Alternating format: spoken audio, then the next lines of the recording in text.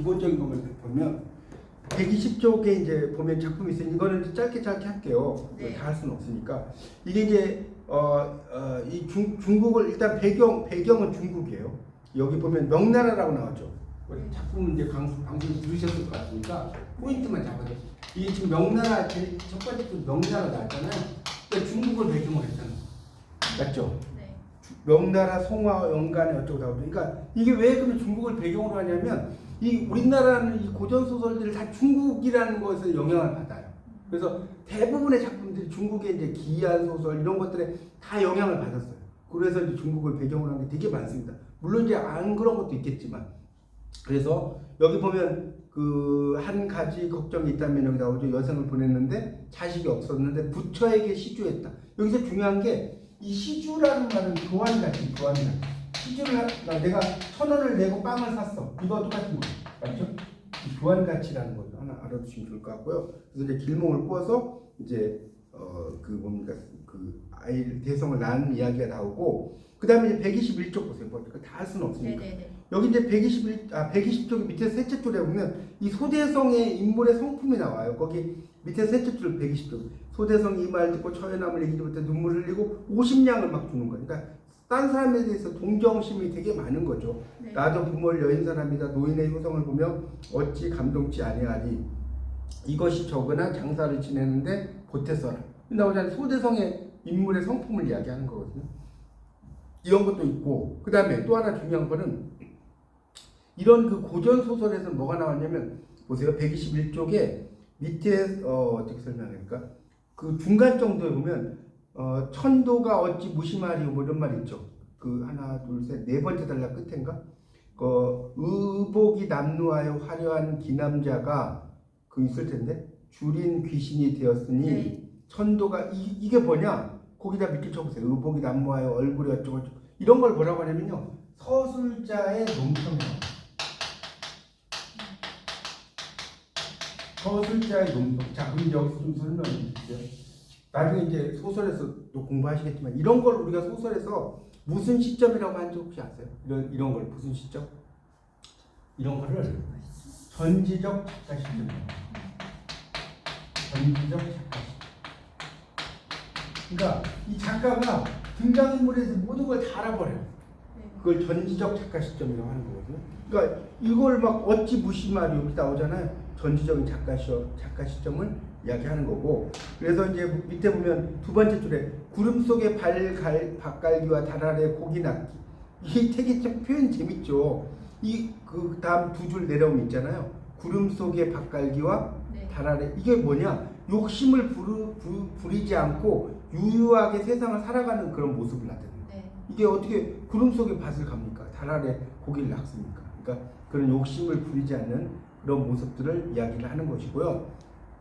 자, 그 다음에 이제 여기서 또 중요한 단어가 나와요. 뭐가 중요하냐면, 자, 거기 121쪽의 마지막 단락을 보시면 왕씨가 채봉을 낳을 때 이게 이제 태몽을 가리키는데 상서로운 구름이 집을 두르고 한 쌍의 선녀가 내려와서 우리는 월궁 선녀인데 항아의 명을 받다 이 얘기를 길러 동해 용왕의 태자와 속세연분을 맺고 부인께 점지하니 천정을 얻었다. 자, 여기서 중요한 단어가 나오는데 천정이 혹시 뭔지 알아요? 천정.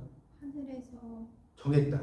그러니까 하늘에 정했다는 말은 뭐냐면 천정백필이라는 네. 천정백필이라는 말은 좀 쉬운 말로 하면 천생연분. 네.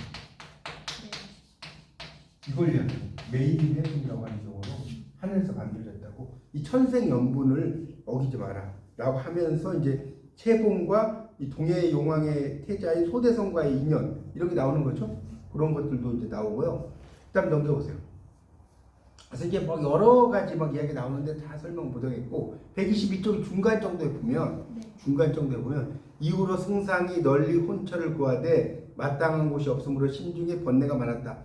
술을 내어 취하고 여기 밑줄 써요. 술을 내어 취하고. 그러니까 이거는 꿈속에 들어간다고 해서 입몽이라고 하는 거예요. 입몽. 네. 이거 한자로 쓸게요. 일자 입몽. 입몽.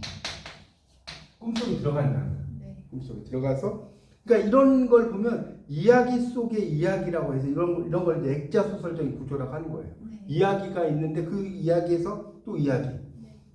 그런 걸 이야기하는 거니까 그 꿈 속에 들어가고 그러니까 꿈에 들어갔다가 꿈 속에 있다가 꿈에서 깨어나는 그런 과정으로 돼 있다. 이렇게 알아두시고요. 그 다음에 또 하나 단어가 123쪽에 명감이란 말이 있어요. 그게 어디 나오냐면 여섯째 줄 보면 네. 승상의 명감 곧 아니면 네 대성을 알아보리. 명감의 대문적. 네. 명감이라는 게 혹시 뭔지 아세요? 명감. 감자가 거울 감자거든요. 찾았죠? 명감? 네. 이게 명감이 뭐냐면 지인지감을 가리켜요. 지인지감. 이거 되게 유명한 말이에요. 그러니까 지인은 사람을 안다는 거잖아요.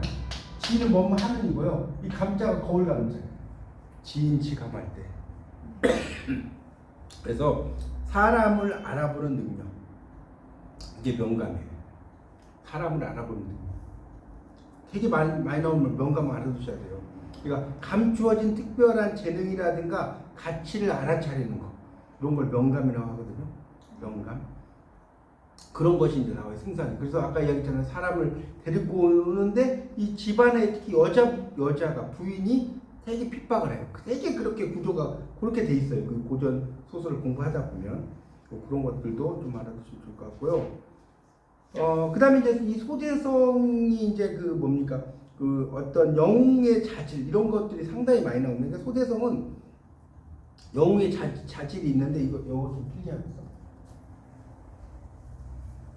지금 그 작품을 뭐 어떤 걸로, 지금 여기 작품 여러 개가 있잖아요. 어떤 걸로? 민웅전으로 했어요. 민홍전? 네. 민홍전. 그럼 제가 다음에 민홍전 해볼게요. 민홍전도 참 할 얘기가 많은데, 이 소대성은 어떠냐? 되게 이제 이 사람의 영의 자질은 기본이 장대하다는 뜻이에요. 이 영의 기질이 장대하니까 대식이 엄청나게 잘 먹어. 이 대식의 그런 의미로 이제 쓰이고, 그러니까 왜 잘 먹냐? 빨리 먹어야지 빨리 성장할 거 아니에요. 그래서 이제 그런 대식의 기질을 쭉 이야기를 하고 있다는 것도 알아두시면 좋겠고, 그래서 이제 막 이야기가 쭉 나오는데. 여기 131쪽을 보세요. 131쪽에 보면 각설이란 말이 있어요. 각설. 131쪽에. 각설이 뭐냐? 상황의 전환. 상황이 바뀌는 거예요. 그걸 각설이라고 해요. 그래서 이제 막 이야기가 또 되고, 그래서 이제 뭐 소대성의 이제 이야기들이 쭉 설명을 하고 있고요. 그래서 이제 하여튼 소대성과 이 채봉의 뭐 이야기들이 쭉 나오는데, 결국은 이 소대성과 이 채봉의 이야기는 어떻게 보면 초월적인 어떤 세계의 존재, 이런 걸 이야기하는 거거든요. 그러니까 소대성이라는 인물은 뭐 인간 세상에 있긴 하지만 초월적인 세계의 존재. 그럼 왜 초월적인 세계의 존재냐? 앞에서 적강이라고 했잖아요. 적강. 동해 용왕의 그 적강을 해가지고 태어났다는 거잖아요. 그러니까 인간 세상의 사람이 아닌 거예요. 그러니까 초월적일 수밖에 없죠. 그렇게 좀 이해하시면 좋을 것 같고, 이 소대성이 이제 전쟁이라든가 이런 걸 이기는 게 뭐냐면 보검, 돌칼, 명망, 아주 멋있는 말, 그다음에 갑옷을 가지고 있어요.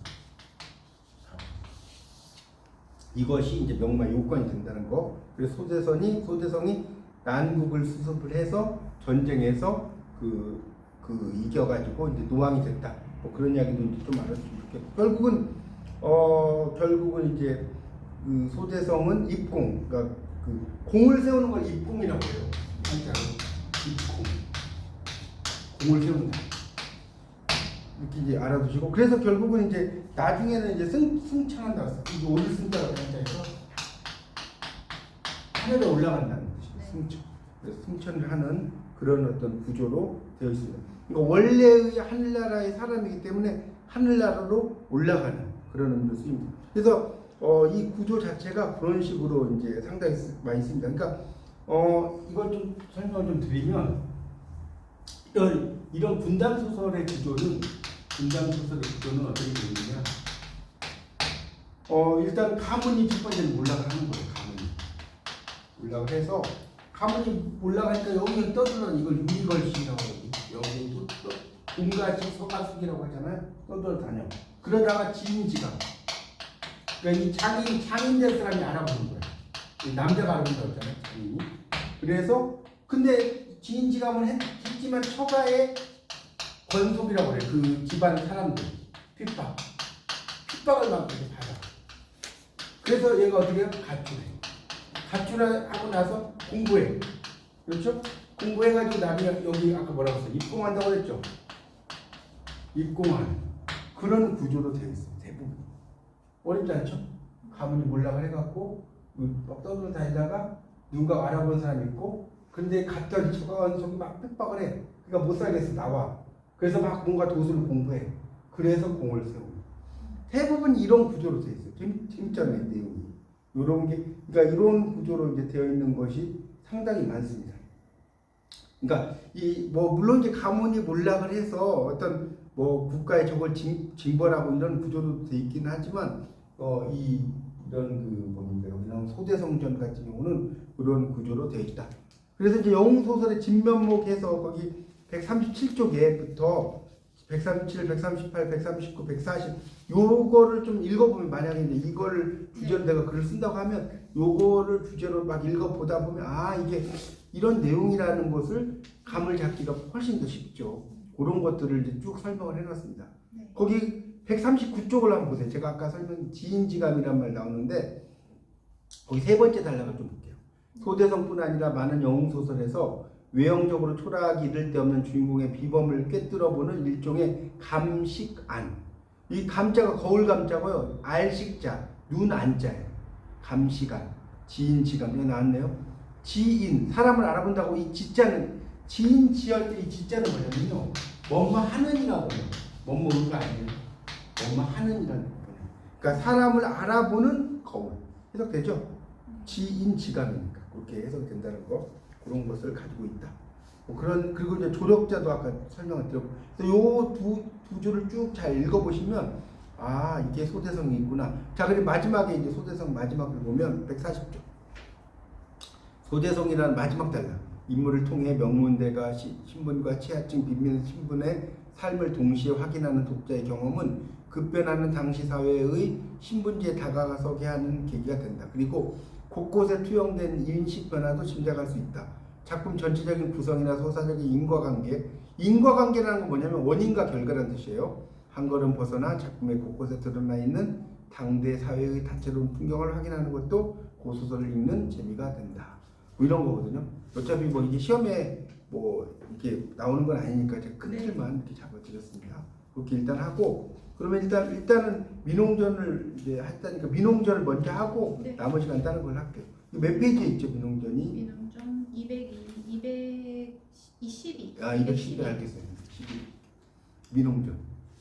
이 민홍전이 상당히 재밌는 이야기인데 이게 이제 박지원, 연암 박지원의 작품인데요. 네. 자, 212쪽을 먼저 좀 볼게요. 네. 212쪽 보시면 설명드릴게요. 자, 박지원의 민홍전인데 이 불우한 선비 민유신에 관한 일화를 그러니까 민시인 옹 늙은이라는 뜻이에요. 민옹이라는 옹자가 늙은 옹자거든요. 그래서 1757년에 거기 있어요. 영조 33년 박지원이 지은 한문 단편이고 실존 인물인 민유신이 죽은 뒤에 그가 남긴 몇 가지 일화와 작자 스스로 민유신을 만나 겪었던 일을 엮고 뇌라는 것은 머릿속 뇌라는 뜻이 아니에요. 죽은 사람의 생전의 공덕을 기리는 글이라는 뜻이에요. 이걸로 적었고, 민홍의 창작 경위에 대해서 금년 가을에 병이 심하나 민홍을 볼 수 없었다. 그러므로 민홍과 주고받은 은어, 그러니까 숨겨진 말이라는 뜻이 은어라는 숨으로 인자인데 골계, 이 골계를 좀 더 설명을 드릴게요. 우리가 이 공부를 하다가 고전을 공부하다가 보세요. 이제 많이 이제 앞에 골계라고 해야 이거의 구분을 하기가 쉽지 않을 거예요. 뭐냐면 해악은 그냥 웃기는 거예요. 그 골계는 뭐냐? 웃기는 거 플러스 풍자.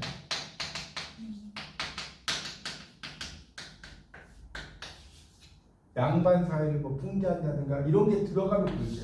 그냥 웃기면 해야 그렇게 알면 돼요. 그래서 이제 골계라는 게 이제 그런 의미인데, 자, 그래서 골계에 의탁해서 풍자한 것이 세상을 비우는 공손하지 못함이 있다. 그러나 경구는 이제 아주 사람들에게 도움이 되는 말 정도로 이해하시면 될 것 같은데, 분발한 것은 게으른 이들을 경계할 수 있을 것이므로 민홍전을 썼다. 그래서 희언으로만, 그러니까 희언이라는 건 희극할 때 희자거든요. 희극. 우리가 희극이란 말 있잖아요. 그 네. 희극. 그러니까 희언이 희언으로만 그치지 않는 것임을 증언한 것이다. 문답에 묻고 대답하는 방식이 갖는 효과와 반전의 묘미가 살아있다. 그래서 전체 줄거리는 소개하지 않겠다. 그렇게 나오는데 이 민홍전이라고 하는 것에 대한 이야기입니다. 네. 그래서 민홍전을 이제 쭉 읽어보면 상당히 이제 내용이 깊어요. 공부하기만 하면. 그래서 이제 이건 한 번씩 이제 읽으면서 설명을 좀 드리겠습니다. 보세요. 자, 213쪽. 자, 읽으면서 볼게요. 민영감은 남양 사람이다. 무신년에 밀란의 관군을 따라 토벌에 끼어서 그 토벌한다는 거 있잖아요. 네. 첨사라는 벼슬을 이거 첨사는 이제 벼슬 이름이에요. 네. 그러나 집으로 돌아온 데는 벼슬 하지 않았다. 결국은 이 작품을 읽어보면 민홍이 되게 합리하다. 그러니까 천하다는 뜻이죠. 합리한 집안 사람이다. 합리한 집안 출신. 무슨 얘기죠? 민홍이라는 사람은 되게 합리한데 어릴 때부터 매우 영리하고 총명해 말을 잘했다. 그러니까 말을 잘했다는 건 재담이라고 재치민이야. 네. 재담을 잘했다는 거예요. 재담. 그래서 옛사람의 기인한 그 절개 거룩한 발자취를 막 잘 봤다는 거고요. 자, 그 다음에 쭉 내려가서 그는 7살 되자 향탁은 이 나이에 남의 스승이 되었다. 라고 벽에 크게 썼어요. 7살에. 대단하죠. 7살에 12살에는 감나는 이 나라의 장군이 되었다. 13살에 외항하는 유세하였다. 이걸 유선이라고 읽으면 안 돼요. 네. 그 선거할 때 유세할 때 이렇게 쓰는데 이게 왜 유세가 뭔 뜻이냐면 이 유자는 놀 유자고요. 이 세자는 달랠 세자예요. 네. 우리가 이걸 말씀설로 이제 보통 많이 알고 있는데 말씀설만 있는 게 아니라 달랠 세. 네. 그래서 놀러 가서 달랜다 이런 뜻이에요. 유세한다는 게. 원래 유세 선거 유세. 어쨌든 유세하였고 18살에는 뭐 어쩌고저쩌고 했다는 거예요. 향정은 어쩌고저쩌고 했다. 그러니까 결국은 상당히 어때요? 여기 지금 두 번째 단락에서 이야기하는 건 민홍의 포부라고. 포부가 엄청난 거죠. 포부가 이랬다는 거고요. 그리고 이제 그러다가 마흔이 됐지만 아무런 이름도 이루지 못했고 그렇지만 그는 또 맹자는 이 나이에 마음이 움직이지 않았다. 그 뒤에 해가 바뀔 때마다 이런 글을 쓰기에 지치지 않았다. 그의 집 벽은 모두 검정투성이가 되었다. 70살, 그러니까 70세가 됐어요. 그의 아내가 영감, 올해에는 까마귀를 그리지 않으시려고 놀렸다. 민영감이 기뻐하면서 그렇지 당신은 빨리 먹을 갈아 달라는 거예요. 네. 자, 그래서 곧 범증은 이 범증은 뭐냐면 초나라의 책사예요. 네. 이 책사라고 하는 사람은 뭐냐면 임금에게 이제 어떤 이런저런 이야기 이런 걸 해주는 사람을 책사라고. 지금도 책사 이런 말 되게 많이 쓰거든요. 그래서 이 나이에 귀한 꾀를 좋아했다고 그렇게 썼다. 그의 아내가 화를 내면 꾀가 귀해도 언제 쓰시려고. 70이 됐는데 이러니까 웃으면서 말하기를 누굴 이야기해요? 강태공 이야기하는 거예요. 네. 옛날 여상 강태공이라고 써놓으세요. 강태공은 80살에 장수가 돼요. 강태공이 고든 낚시 물에 넣고 뭐 시대차기를 기다린다는 걸 들어보셨죠? 그러니까 고든 낚시를 이렇게 물에 넣는 거예요. 도대체 이걸 뭐 하려고 하느냐? 사람들이 막 물어보니까 난 세상을 낚으려고 한다.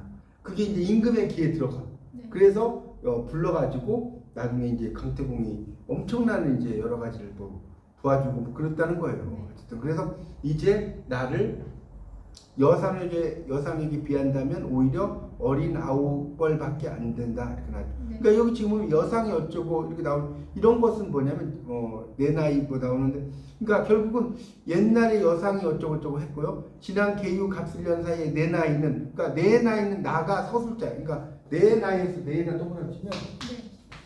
나가 서술자야. 나가 서술자. 그러니까 1인칭이라는 거죠. 1인칭이라는 거예요. 그래서 18이었고 병으로 시달리면서 뭐 여러 가지를 했고요. 우울증도 있었다. 그러다가 이제 민영감은 기이한 사람이지. 뭐 노래도 부르지만 말도 잘한다. 신나고 능청스럽기도 하고 뭐 이렇게 이야기하죠. 그래서 막 이 사람에 대해서 이제 이야기를 하다가 쭉 내려오면 밑에 셋째 줄 볼게요. 내가 크게 웃었더니 민영감이 말했다. 퉁소 부는 놈만 성난 게 아니고 피리 부는 놈은 얼굴을 돌리고 우는 듯하고 장구를 치는 놈은 이마를 찌푸린 채 시름 겨운 듯 하다오. 오른쪽 볼게요. 자리에 앉은 사람들이 모두 입을 다물고 무서운 일이라도 난 듯 아이와 종놈들까지 웃지도 못하고 이랬다. 그래서 나는 그들을 돌려보내고 민영감을 맞아서 앉았고 비록 몸집이 작았지만 흰 눈썹이, 그러니까 흰 눈썹을 우리가 한자로 뭐라고 하는지 아세요? 백미라고 해요. 백미. 옛날에 그 조순 부총리 뭐 이런 사람 아시죠? 눈썹이 하얀 사람이 있어요. 백미라고 하죠. 백미. 하얀 눈썹. 그러니까 이 하얀 눈썹을 가진 사람들이 되게 똑똑한 사람들이 많아요. 실제로 눈썹이. 그래서 백미라는 말은 똑똑한 사람이라는 뜻이 하얀 눈썹이라는 뜻도 있지만, 그러니까 이걸 보면 이 사람이 똑똑한 사람. 그러니까 이제 그걸 쓰실 때 이런 걸 막 써놓는 거예요. 내 이름은 유신이다. 그러니까 민유신이에요. 나이는 73살. 대단. 옛날에 73살이면 지금 한 200살 될 거예요. 이때만 해도 한 40살이면 엄청 많이 산 거거든요. 무슨 병이 들었어? 그래서 아픈 거예요? 배가 아픈 거예요? 병이 아니다. 이렇게 했죠. 그러니까 여기서 이제 보면 나와 민웅의 이야기인데, 이 나라는 사람은 우울증, 거식증, 불면증 이런 게 많은 거예요. 나는 난 밥 먹는 거 싫어하는 거. 잠이 안 와. 불면증. 이런 사람이라는 거. 그런 걸 나와요. 그래서 이제 그게 어디 나오냐면 215쪽에 중간 밑에 보면 이런 말 나와요. 나는 특히 먹기를 싫어하고 밤에는 잠을 못 잔다. 그러니까 먹기를 싫어하는 게 거식증이잖아요. 맞죠? 네. 밤에 잠을 못 자는 게 불면증. 이렇게 이야기를 하죠. 그러면서 이제 민웅과 내가 막 이야기를 하는 거예요. 뭐 이걸 다 제가 설명을 할 수는 없지만 그런 내용을 하다가 217쪽 보세요. 이 책이 이제 앞에는 이제 쭉 읽어보시면 되는데 이제 포인트가 이제 뒤쪽이 재밌어요. 217쪽부터 이제 볼게요. 그래서 이제 뭐 이야기를 하다가 이제 뭐 고공편을 펴서 어쩌고저쩌고 하다가 자 216쪽의 밑에서 한 셋째 줄을 볼게요. 하늘이 밝은 뒤에야 민영감에게 어제 외운 글을 기억하시오 물었어요. 민영감이 웃으면서 대답했다. 오른쪽 보세요. 나는 처음부터 외우지 않았다고. 어제 그 외웠냐고 할 땐 처음부터 안 외웠대요. 하루는 밤늦도록 민영감과 이야기하였다. 민영감이 같이 앉은 손님들에게 농담도 하고 꾸짖기도 하는데 막아내는 자가 아무도 없었다. 자, 민영감을 궁색하게 하려고 물어봐요. 자, 뭐 이게 이제 재밌어요. 여기서부터가 참 재밌어. 이 소설은. 자, 보여. 영감은 귀신을 보았어? 귀신을 동그라져. 귀신을 봤어? 이렇게 물어봤어. 그러니까 보았지. 귀신은 어디에 있어? 민영감이 눈을 부릅뜨고 뚫어지게 바라봤다. 한 손님이 등잔 뒤에 앉아 있었어요. 여기 밑줄 쳐놓으세요. 한 손님이 등잔 뒤에 앉아 있었는데 여기까지 밑줄. 그를 향해 소리쳤다. 귀신이 저기 있다. 그러니까 등잔 밑에 있는 사람이 귀신인 거예요. 그러니까 귀신이 뭐냐? 밝은 세계에 있지가 않잖아요. 그러니까 등잔 밑에 있는 사람이 귀신이에요. 그 손님이 성내면서 민영감에게 따졌다. 민영감이 말했다. 밝으면 사람이 되고, 자 여기 밑줄 치세요. 어두우면 귀신이 되는. 이 말이 참 멋있죠. 밝으면 사람이 되고, 지금 당신은 어두운 곳에 있으면서 밝은 곳을 살피고 얼굴을 숨긴 채로 사람을 엿보았으니 어찌 귀신이 아니겠어. 참 표현 재밌지 않습니까? 그러니까 그런 게 귀신이라는 거예요. 자리에 있던 사람들이 웃었다. 손님이 물었다. 영감 신선도 보았어? 보았지. 신선, 자 여기다 밑줄 써요. 신선 어디에 있어? 밑줄. 그러니까 집이 가난한 자가 바로 신선이라고. 밑줄. 신선이 어딨냐 했더니 집이 가난. 자, 그러니까 이게 또 재밌는 게 뭐냐면 보세요. 이 신선할 때 이 선자가 이렇게 쓰잖아요. 이건 알죠? 신선 선자가 이렇게 쓰는 거 알죠? 사람이 산에 들어가면 신선이에요. 그러니까 지금도 그 유명한 프로그램에 나는 자연인 되게 프로 좋아하거든요. 나는 자연인. 이거 보면 사람이 막 산에 들어가서 정말 막 뭐 물고기 잡고 뭐하고 살아요. 그런 사람들은 물론 이제 이런 사람들 중에도 엄청 돈 많은 사람도 있어요. 막 내가 돈이 많아가지고 주체를 못해갖고 막 산 전체를 사는 사람도 있지만 대부분은 다 사업 망하고 보험 망하고 해가지고 들어가는 거거든요. 그렇잖아요. 그렇게 생각하면 돼요. 그래서 집이 가난한 자가 신선이다. 부자들은 속세를 그리워하는데, 자 이게 이제 또 중요한데, 이 부자들은요 뭐에 집착하냐? 부자들 동그라미 쳐봐요. 부자들 동그라미. 재물 점 명예에 집착. 그래서 재물과 명예에 집착하는 게 부자예요. 속세를 그리워하는데, 가난한 자는 언제나 속세를 싫어하니, 속세를 싫어하는 게 신선이 아니고 무엇이겠어? 이거 좀 재밌잖아요. 부자들은 속세를 그리워해. 왜냐면 재물을 명예를 가지려면 속세 있어야 할 거 아니에요. 그 이야기야. 근데 가난한 사람은 속세 있어봤자 안 되니까 산으로 가는 거죠. 영감님 나이 많은 사람도 보았어?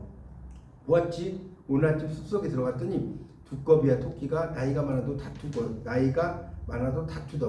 그러니까 이 나이를 다투는 걸 뭐라고 하냐면요, 쟁년이라고. 이 다툴 대자에 해년자.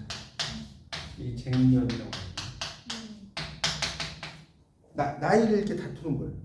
그래서 토끼가 두꺼비 덜어 내가 팽조와 동. 이 팽조는 뭐냐면 이게 그 노자, 장자 뭐 이런 데 나오는데 엄청나게 그 뭡니까 오래 사는 나무 이름이에요. 팽조. 그러니까 동갑이다 뭐 이렇게 써놨잖아요. 그러면서 이제 막 이야기를 해요. 그러다가 이제 좀 내려와 보세요. 내려오다가 자 그러니까 이 내용을 이제 보면 막 여러 가지 역사적인 이야기들도 막 나오고 막 여러 가지 나오는데 자 그럼 쭉 내려가서 또 재밌는 게 뭐냐면 자 밑에서 218쪽에 밑에서 첫째 줄 볼게요. 밑에서 마지막 줄 줬소. 그러나 불사역은 영감님도 겪고 못 봤겠죠. 불사역 죽지 않는 약이잖아요. 불사역이니까 불로초하고 똑같은 거죠. 자 219쪽 민영감이 웃으면서 말했다. 자 뭐라고 하냐면 자 그다음 밑줄 써요. 이거야말로 내가 아침 저녁으로 늘 먹는 것 밥이라고 써요. 밥. 이게 밥이에요. 그러니까 결국 뭐예요? 밥이 보약이다. 이 말 아니에요? 우리 CFO 같은 데 보면 밥이 보약입니다. 이런 게 있어요. 밥이 보약. 그러니까 불사역이 뭐냐? 밥이라는 거예요. 불사역이 뭐 불로초가 아니라 틀린 말 하는 거 아니잖아요. 불사역이 뭐냐? 밥이라는 거예요. 큰 골짜기 굽은 소나무에 달콤한 이슬이 떨어져 땅속으로 스며든 지 1000년 만에 복령이 되지. 그 복령이라는 그 약초 인삼 가운데 신라의 토산품 으뜸인데 뭐 어쩌고 나오죠. 그러니까 그런 식으로 막 이야기를 하다가 그 다음 줄에 보면 뭐라고 나와요? 자네병은 굶주렸기 때문에 생겼지. 이런 말 있죠. 자네병은 굶주렸기 때문에 생겼지. 이야기. 그래서 이제 그러다가 그 밑에 달라고 뭐라 나와요? 그제야 쌀로 밥을 지어 먹고 죽기를 면했다. 이런 말 있죠. 그러니까 불사역이라는 게 밥이라는 거예요. 그러니까 여기 나오죠. 거기 밑줄 좀 쳐보세요. 219쪽에 나는 그제야 쌀로 밥을 지어 먹고 죽기를 면했지. 그다 옆에 불사약치고 밥보다 나은 게 없는 셈이지. 그러니까 밥이 불사약이라는 소리예요. 맞죠? 불사약치고 밥보다 나은 게 없는 셈이지. 이렇게 이야기하죠. 그러니까 이게 보면 이게 대충 이렇게 던지는 것 같은데 그런 느낌 안 들어요? 이 민홍이 막 던지는 것 같은데 보통 그 실력자가 아니죠. 네. 보세요. 여기 지금 막 이야기했잖아요. 불사약이 뭐냐? 밥이다. 그리고 귀신이 뭐냐? 등잔 뒤에 있는 놈이다. 뭐 이런 이야기잖아요. 신선이 뭐냐? 집에 가난한 자가 신선이다. 그 다음에 네가 병 걸린 거 뭐냐? 못 먹어서다. 그 이야기 아니에요? 넘겨보세요. 그 다음에 이제 황충에 대한 이야기가 나와요. 이것도 재밌죠. 자, 220쪽을 보세요. 220쪽을 보면 거기 두 번째 단락을 좀 읽어볼게요. 민영감은 한꺼번에 여러 가지 질문을 받았지만 그의 대답은 언제나 메아리처럼 빨랐다. 근데 아무도 그를 골탕 먹이지 못했다. 그는 자기 자신을 자랑해도 했고 곁에 있는 사람을 놀리기도 했다라고 했죠. 그 다음에 여기서 재밌는 게 황충이란 말이 나와요. 민영감은 얼굴빛 하나 변하지 않았다. 어떤 사람이 해서지방 여기 황충 네모 쳐놓으세요. 황충이라는 건 뭐냐? 메뚜기예요. 메뚜기라고 써놓으세요. 네. 메뚜기가 생겨서 관청에서 백성들더러 잡으라고 감독합니다. 민영감이 물었다. 황충을 잡아서 무엇한다고? 이 벌레는 누에보다 작은데 알록달록한 빛에 털이 돋쳤지. 이놈이 날면 명이 되고 붙으면 뭐가 되어 우리 곡식을 해치는데 전멸시키죠. 그래서 잡아다가 땅속에 묻는다는 거예요. 메뚜기가 엄청난 피해가 있잖아요. 민영감이 뭐라고 하냐면 자, 이 보세요. 기가 막힌 말을 하죠. 이따위 조그만 벌레를 가지고 걱정할 게 뭐람. 내 보기에는 종로 네거리에 한길 가득히 오가는 것들이 모두 황충이다. 황충 동그라미 쳐놓으시고요. 그러면 종로 네거리에 한길 가득 오가는 것들 밑줄 쫙 쳐보세요. 이건 뭘로 내었냐? 삼관오리. 삼관오리란 들어봤죠? 그러니까 뭐 권력을 탐하고 막 이렇게 백성들을 실패하게 하는 아니 탐관오리라고 하잖아요. 얘네들이 황충이라는 거예요. 자 그럼 뭐냐? 좀 밑줄 쳐보세요. 키는 모두 7자가 넘고 머리는 검은데 눈은 빛나죠. 입은 주먹이 드나들 만큼 큰데다. 그러니까 얘네들 뭐예요? 권력, 탐욕 이런 것을 욕심을 부린다는 거예요. 맞죠? 지금 그런 얘기죠. 그런다는 그래서 이제 밑에 보면 밑에 셋째 줄 이런 벌레가 있는 것처럼 생각하고 그 자리에 있던 사람들이 모두 크게 두려워했다. 네가 두려워하죠. 이런 사람이 사람을 잡아갈 수 있으니까. 자 오른쪽 보세요. 221쪽. 그래서 이제 다른 건 좀 건너뛰고 거기 이제 민영감이시여 거기 바로 윗단락을 좀 볼게요. 윗단락 보면 그의 두 아들이 모두 묵가에 올랐지만 벼슬하지 못했다. 올해 가을에 내 병이 덧친 데다가 민영감도 만나볼 수 없게 됐다. 그래서 나는 그와 더불어 나누었던 은어, 숨겨진 말, 해학, 아까 웃기는 거라고 그 풍자 모아서 민홍전을 지었고 정중년 가을이다. 이에 시를 지어 민영감의 죽음을 슬퍼한다. 민영감이시여 괴상하고도 기이하며 놀라고도 깜찍스럽구려. 기쁘고도 노여우며 또한 얄밉구려. 저 바람벽의 까마귀가 끝내 새매로 하지 못했구려. 여기다 붙여놓으세요.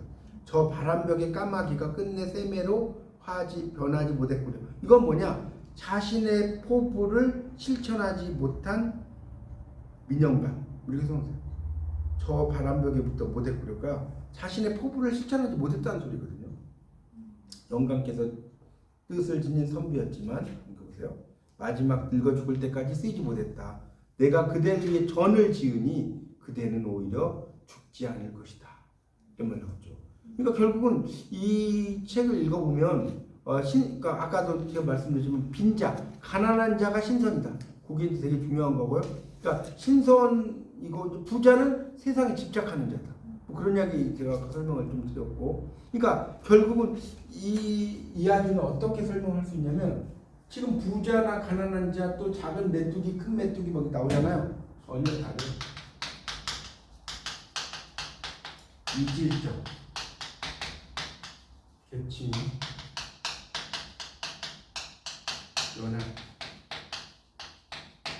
연합을 통해서 이야기를 하고 있어요.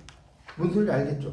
빈자와 부자, 그 다음에 메뚜기와 큰 메뚜기, 뭐 이런 식으로 해서 좀 다른 부분을 가지고 막 이야기를 한단 말이에요. 또 뭐 귀신과 살아있는 사람, 이런 것들 이야기할 수 있고요. 그래서 이 글의 작가는 이제 박지원인데, 여기 좀 설명을 드릴게요. 작가는 박지원인데, 자, 여기 이제 민홍과 나가 있어요. 이게 되게 중요한 거죠. 자, 민홍은 어떤 사람이냐? 소설의 전체를 내용상 구성하는 사람이에요. 구성하는 사람. 여기까지 어렵지 않죠? 이런 사람이에요. 근데 나는 뭐냐? 나는 18세, 18살. 얘는 아까 73, 민홍은 73세라고 그랬어. 73세고. 상당히 나이 차이가 많이 나. 그리고 민홍이라는 사람은 뭔데? 가난하죠? 나는 좀 풍요로운 사람이에요. 이거 보면. 자, 그러니까 이런 걸 통해서 이야기를 하는 거죠. 그러니까 결국은 이 민홍과 나, 이 사람이 뭐냐? 소설을 구성하는 작가예요.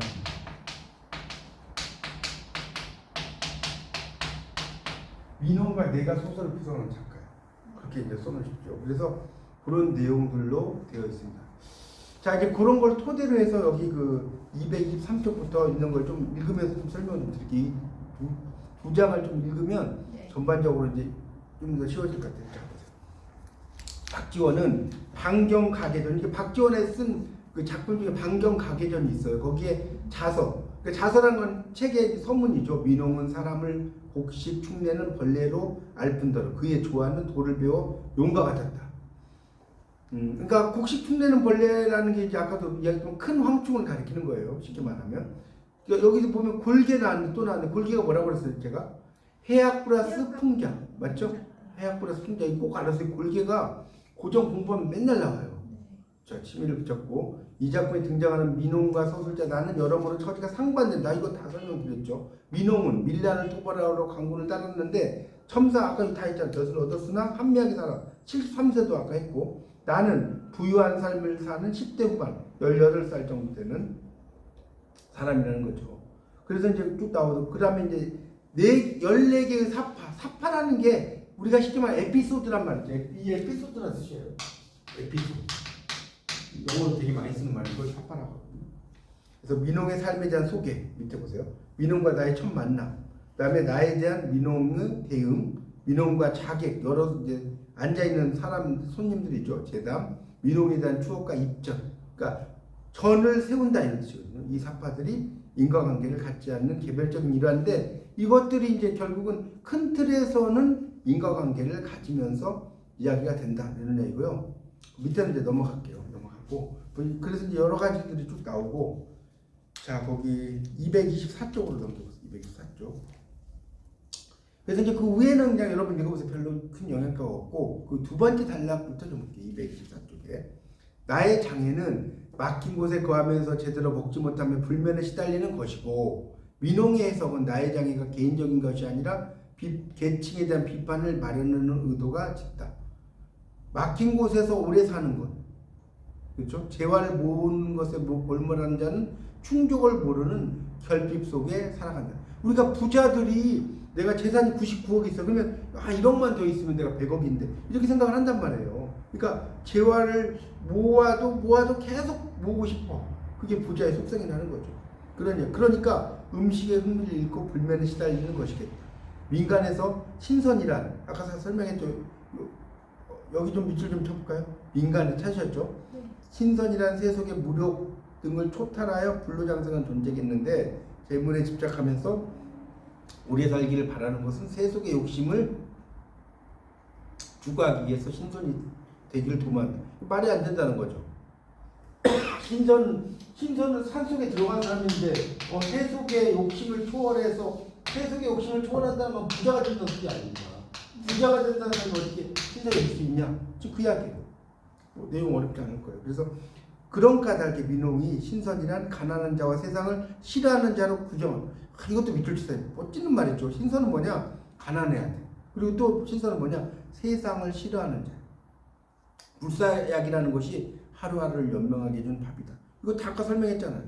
그리고 가장 맛있는 것을 소금이라고 한 것도 소금의 맛이 가장 뛰어난 것이 아니라 음식의 맛을 가능해 주는 것이다.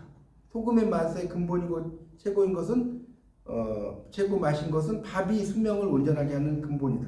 그렇죠? 그러니까 그런 이야기인데, 어쨌든 이 소금도 빛과 소금 이런 거 이야기하는데, 자 이거 보세요. 소금이라는 말은 왜 나오는지 설명.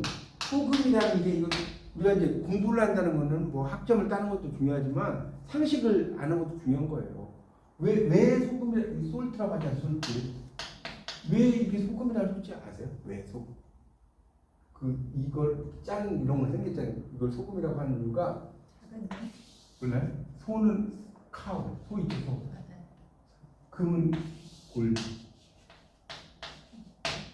소하고 금처럼 아주 가치 있는 거. 그래서 소금이에요, 진짜. 그래서 어떤 남자가 그랬대요. 인생에서 가장 중요한 게 뭔지 알아? 소금. 들어봤어요? 지금, 황금. 소금, 지금, 황금. 그렇죠? 지금 황금. 이거잖아요. 그랬대요. 그러니까 이게 우스갯소리인데 남편이 아내한테 이 세상에서 가장 중요한 게 뭔지 알아? 소금, 지금, 황금이야. 그러니까 그 부인이 그런 거예요.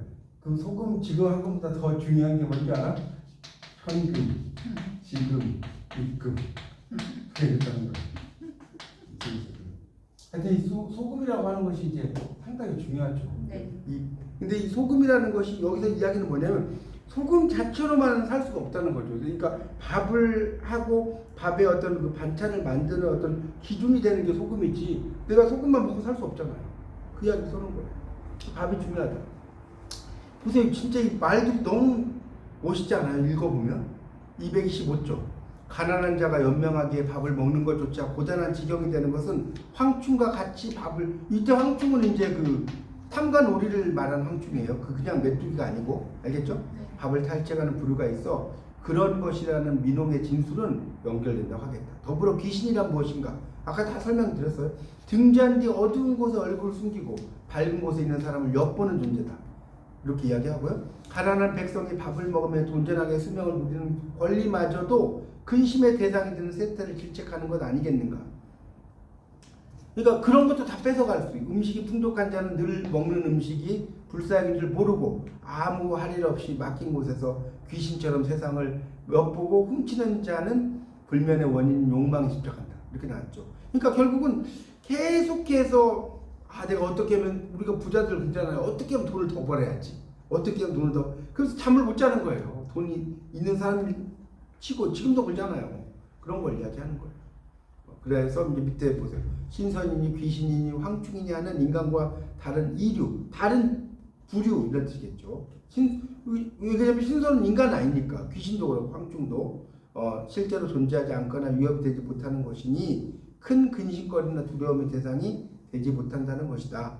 그런 까닭에 가장 두려운 것은 실존하는 나 자신이라는 점. 여기다 좀 밑줄 좀 펴보세요. 그런 까닭이다. 세상에서 가장 두려운 것은 실존하는 나 자신이라는 점을 제시합니다. 이거 뭐냐면 인생을 살아보면 그래요. 뭐 우리가 산에 들어가면 귀신이 무섭고 뭐 어디 가면 뭐가 무섭고 이러잖아요. 이게 뭐냐? 가장 두려운 건 나라는 거예요. 참 이게 기가 막힌 말이에요. 자, 이걸 조금 설명을 좀 해볼게요. 열하일기에 보면 어떻게 나오냐면 이 박지원의 일야 구두하기는 일야 구두하기는 뭔지 알아요? 하룻밤에 강을 9번 건너는 거냐. 이거 중고등학교 때 책에 나오는 국어책이 나왔는데, 그러니까 이게 뭐냐면 한 사람이 낮에 강을 건너. 낮에 강을 건널 때는 하나도 안 무서워. 그렇죠? 근데 밤에 강을 건너. 한번 생각해 보세요. 밤에 내가 나룻배를 가지고 불빛도 없어. 강을 이게 건너 만약에. 그러면 어때요? 소리에 민감하겠죠. 그렇지 않나?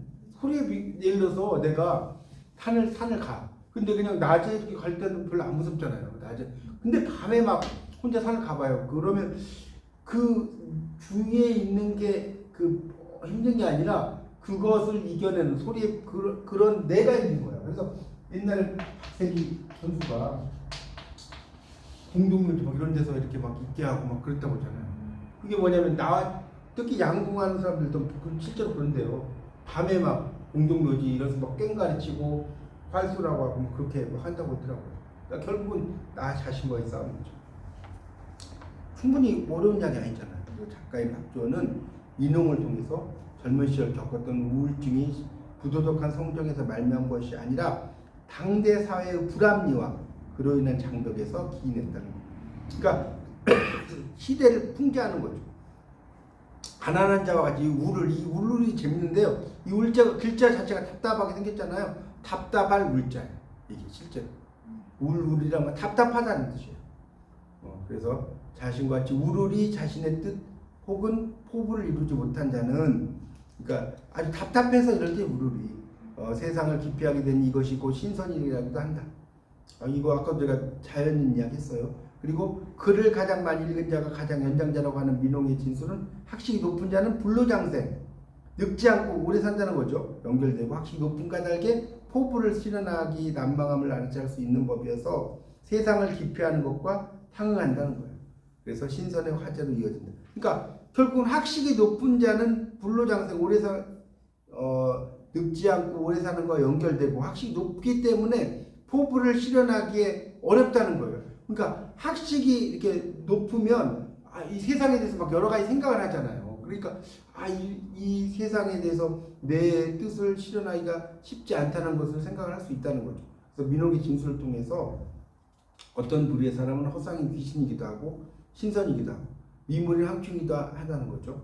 생업에 정성을 다하는 백성들은 허상인 귀신과 신선을 실상으로 믿어. 그러니까 귀신이나 신선은 실제로 존재하지 않는데 실제로 믿어. 이를 자 넘겨보세요. 흉내내는 불로부터 고난을 겪는 존재다. 그렇게 써놨죠. 하여튼 그래서 결국은 사람은 나 자신이 허상의 귀신이나 신선이나 미물이기도 한 것이니 내가 가장 두려운 것이 아니고 무엇이게 아까 했던 이야기 반복하는 거예요. 그러니까 내가 가장 두려운 것이고 민홍에게는 사람의 불안한 심리 상태를 긍정적으로 전환시키는 능력이 엿보인다.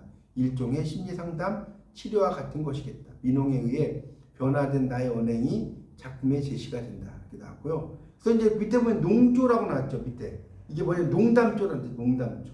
이 농자가 희롱할 농자예요. 희롱한다. 시비를 걸어 제담의 마당의 주체로서 참여한다고 해. 그 마지막 게 이제 그래서 어떻게 나오냐면 박지원은 기실이라고 하는 사실 이렇게 써. 사실. 기실이란 말 사실하고 똑같아요. 서술자인 나이기도 하고 민홍이기도 했다는 것이 아닌가 한다. 그러니까 결국은 내가 나이기도 하고 민홍이기도 했다는 거예요. 그러니까 어떻게 보면 박지원이 나에게도 들어가고 민홍에게 들어가 있다는 거예요. 젊은 시절 자신의 정신적 결핍을 민홍을 만나 해소하고 그 자신이 민홍이 되어 사회 병리적 현상을 이렇게 표현했다는 거죠. 그래서 결국 자 그다음 여기다 밑줄 써요. 결국 다음에 박지원은 작가이면서 서술자인 나이고 민홍의 사후, 민홍이 죽고 나서 이 전을 지음으로써 스스로 민홍이 되었던 것은 아닐까? 이 참 멋있는 말이죠. 그러니까 박지원은 작가의 이 민홍전의 작가잖아요. 그리고 서술자인 나, 아까 18살짜리 서술자인 나, 또 민홍의 사후에 지었으니까 어떻게 민홍의 스스로 됐다는 거죠. 그래서 결국 박지원은 작가로서 이 작품 같은 글을 매개로 부유하고 젊은 나와 한미하고, 그러니까 부유하고는 이제 부유하고하고 똑같아요. 한미하고 늙은 민홍이 합작해서 부조리한 사회를, 아까 이거 좀 설명드렸죠. 협공하는 전략을 가다듬었다고 볼 수 있다. 이렇게 써놨어요. 그래서 그 민홍의 어떤 그 관점과 나의 관점 이런 것들을 잘 결합을 해서 이 써놓은 거거든요. 그래서 이런 내용들을 가지고 이제 쓰면 되는데, 이거는 지금 A4 용지에 뭘 쓰는 거죠? A4 용지에다 몇 장 정도 쓰는 거예요? 한 장, 두 장 쓰나요? 아니요. 네 장? 세 장이요. 이거 하나 가지고? 네. 이 장난이 아니지. 이 민홍전은 일단 보통 아까 설명드렸지만 1번이 이제 민홍에 대한 그거까지 못 썼어요. 민홍에 대한 그 옆에다 썼어요. 민홍에 대한 첫 번째 하는 거고요. 그 다음에 두 번째는 민홍과 나의 만남, 민홍이라는 사람과 내가 만나는 거. 세 번째는 민홍이라고 쓸게요. 민홍은 나에 대한 대의라고 쓸게요. 네 번째는 민홍과 자상, 앉아서 있는 사람들 있죠? 들과의 대상. 다섯 번째는 민홍에 대한 해상과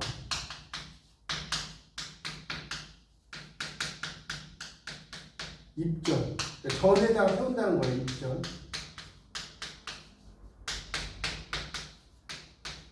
동기. 민홍에 대한 해상과 입전 동기. 이런 것들이 이제 이 민홍전에서 상당히 중심이 되는 거거든요. 근데 이제 재밌는 거는 박지원은 이 민홍전을 다 우리말로 쓴 게 아니라 다 한문으로 썼어요. 대단하죠. 우리는 한문은 구사하고 우리말로 된 것도 막 쩔쩔매잖아요. 근데 이 박지원은 이걸 한문으로 다 썼다는 거예요. 옛날 사람들 대단하죠. 그러니까 저도 공부를 많이 했지만 옛날에 사람들은 공부를 장난이 아니게 하고, 특히 아리스토텔레스 같은 사람은요. 아리스토텔레스 철학자. 지금도 한 3000년 전 사람이잖아요. 이 사람은 지구에서 태양까지 거리를 측정해요. 지구에서 태양까지 거리를 측정하는데, 옛날에 무슨 뭐 과학 현미경이 있었겠어요? 무슨 천체 망원경도 없었죠? 근데 지금 측정한 거 별 차이가 없대요. 옛날 막 대동여 지도 뭐 김정은 이렇게 지금 지도하고 별 차이가 없잖아요. 그러니까 옛날 사람들이 정말 그런 뭐 공부를 한 거라든가 이런 거 보면 참 우리는 정말 대단한 거예요. 하여튼 그래서 이제 여기 보면 다시 좀 설명을 들어와서 223쪽에 작품에서 제목에 보면 소설로 읽는 소설의 전략 나오죠. 소설로 읽는 그 작품 해설의 그 제일 위에. 네. 이게 뭔 소리냐면